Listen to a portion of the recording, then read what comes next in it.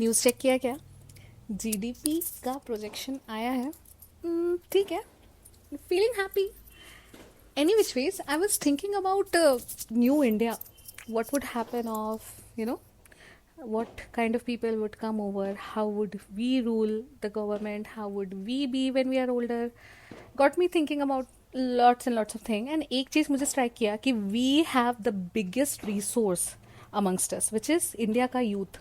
हमारे पास इतने capable, talented, multifaceted kind of perspective हैं, multifaceted kind of, you know, we have such kind of resources in terms of talent, in terms of human. तो मुझे लगता है कि हम इंडियंस की ना प्रॉब्लम ये है कि हम बहुत मॉडेस्ट और हम्बल रहना चाहते हैं. तो भी उसमें कोई दिक्कत नहीं है, अपना अपना चॉइस है. बट पता है हमारी एक नीड भी रहती है, और वेरी थैंकफुली हमारी वो इनकम्प्लीट सी नीड अगर सोसाइटी के गैप से मैच हो जाए तो पता है क्या होगा? मैजिक. सो मैं जो नीड की बात कर रही हूँ वो है तुम्हारे सेल्फ एस्टीम की need, which is your passion projects, you know, some X factor kind of a thing. कुछ तो तुम्हारा वो टैलेंट जिसके लिए तुम्हारे, मतलब जिसके लिए तुम्हें बहुत सारे लोगों ने मे बी नच किया हो या नहीं किया हो, या जो तुमको फील होता है कि you know you might be good at it. I am asking you to take an initiative on it and take an initiative today, because ultimately, you know, if 500 of us try, I'm pretty sure एक दो तो successful हो ही जाएगा, and that 1-2% can represent us on a global scale. तो अपने लिए ना सही मेरी बहन मेरे भाई, बट चलो अपने देश के लिए करते हैं. आज के एपिसोड में I would be diving deep into how you can find your passion, what are the alternatives on which you can capitalize it and monetize it, and how you can be an active member of the current economy and participate it in order to help it grow and, you know, enjoy and chill in the process. So let's begin. There's a lot to talk about. What is that x factor? ये x factor होता क्या है, और ये हर इंसान में होता है. एंड द थिंग इज कि सामने वाले इंसान को छोड़ के वो तुमको, मतलब उसको छोड़ के वो पूरी दुनिया को दिखते रहता है ये चीज़. For example, an X factor could be something if someone is strikingly beautiful, तो उनकी ब्यूटी उनका एक एक्स फैक्टर हो गई. दूसरा एक्स फैक्टर होता है कि कोई अगर राइटिंग में बहुत अच्छा है, या you know someone is a very good orator, कोई गाना बहुत अच्छा गाता है, someone is an excellent dancer, कोई कॉर्पोरेट बॉस है, मतलब यू नो एकदम बॉस बिच ऑफ कॉर्पोरेट. तो मतलब बात यह है कि भाई हर इंसान के अंदर ना एक खूबी होती है, एक टैलेंट होता है जो, और ये हर इंसान के अंदर है. There is absolutely no exception. अगर तुमको लगता है कि तुम्हारे अंदर का कोई टैलेंट नहीं है तो तुमने अभी तक एक्सप्लोर नहीं किया, या तो तुम्हारी सोसाइटी ने, the kind of circle you surround yourself with, maybe these people have not allowed you to, you know, deeply understand where you are good at. क्योंकि trust me, when it comes to exploring your talent and when it comes to exploring, you know, finding your passion, finding your X factor, it is very very necessary कि तुम्हारा circle and the people you are surrounded with are supportive. I cannot even begin to tell you कि how many absolutely talented marvels I have seen, you know, just going through a lack of self-confident phase, or going through a very introverted kind of a phase, because they think that no one will like what they have to show. But let me tell you one thing, there's always something जो किसी एक को पसंद आएगा, किसी एक को पसंद नहीं आएगा. अगर तुम्हारे लाइफ में वैसे लोग हैं ना जो ज़्यादा पसंद नहीं आने वाले कैटेगरी में हैं, तो तुम योर तो अभी मैं तुम्हें ये बताने वाली हूँ कि कैसे तुम्हारा टमी एंड तुम्हारी किडनी हेल्प करेगी तुम्हें तुम्हारा एक्स फैक्टर आइडेंटिफाई करने में. Got confused? लिसन. तो ऐसा कौन सा काम है या ऐसी कौन सी चीज़ है जो जब तुम करते हो तो तुम you know you skip meals, या तुम भूल जाते हो कि तुम्हें भूख लगी है, या यू नो कोई ऐसा काम. और देखो यार, ये आंसर मत देना कि भाई ऑफिस का काम.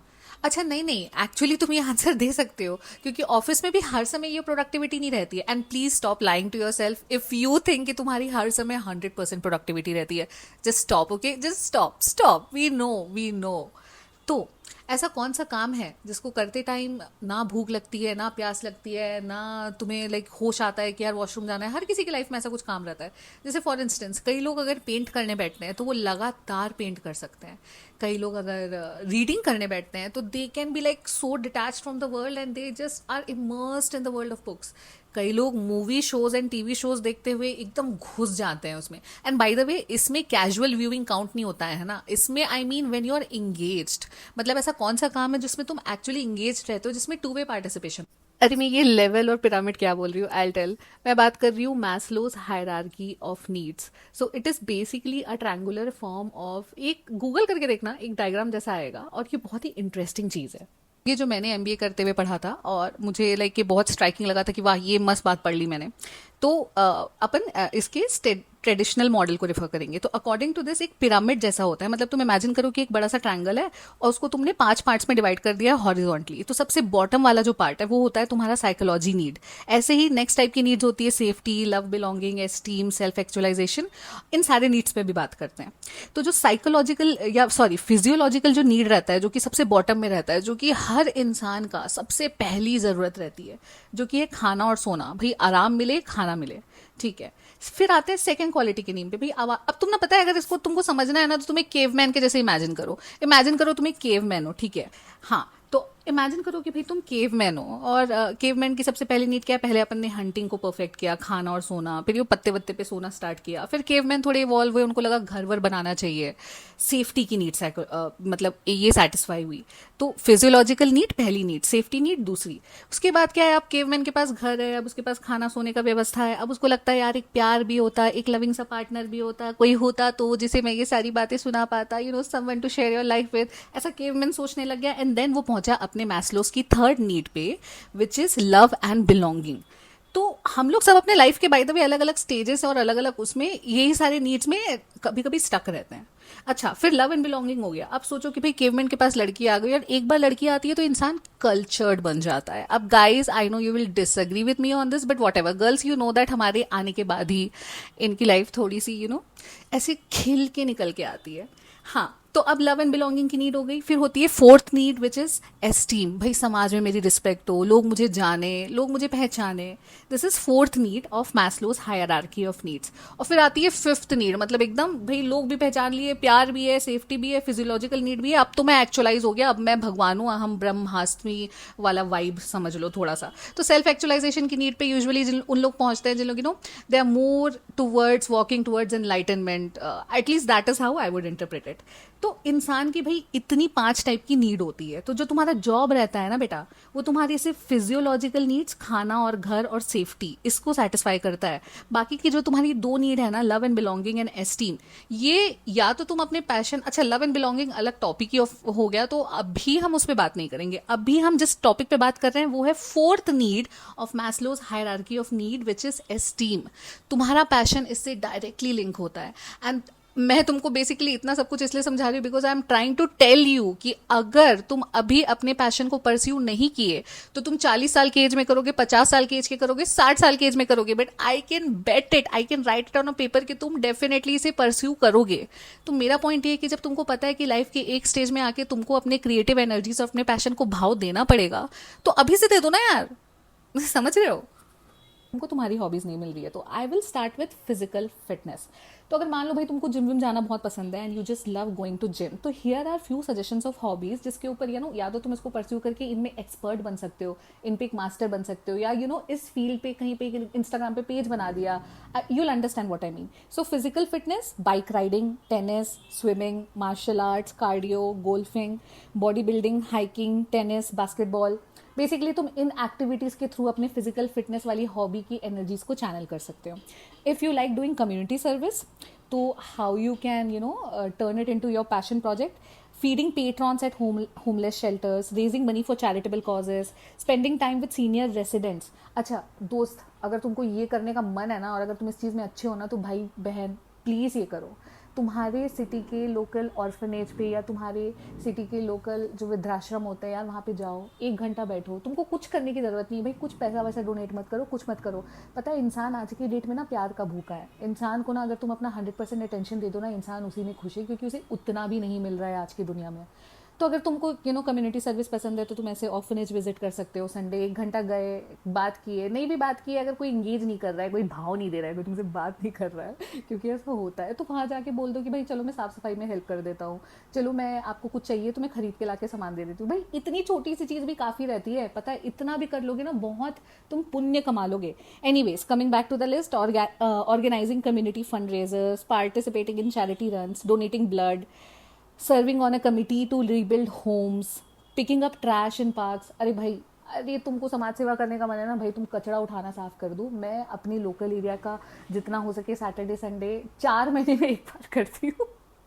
ठीक है, I needed to tell you कि मैं 4 महीने में एक बार करती हूँ, because I don't want to be sounding like a hypocrite कि भाई मैं तो रोज़ करती हूँ। हर बार नहीं हो पाता है, लाइफ में अलग अलग टाइम पे अलग अलग लेवल ऑफ एनर्जीज रहती है, हर समय हम हर चीज़ नहीं कर पाते हैं, दैट्स कम्प्लीटली ओके।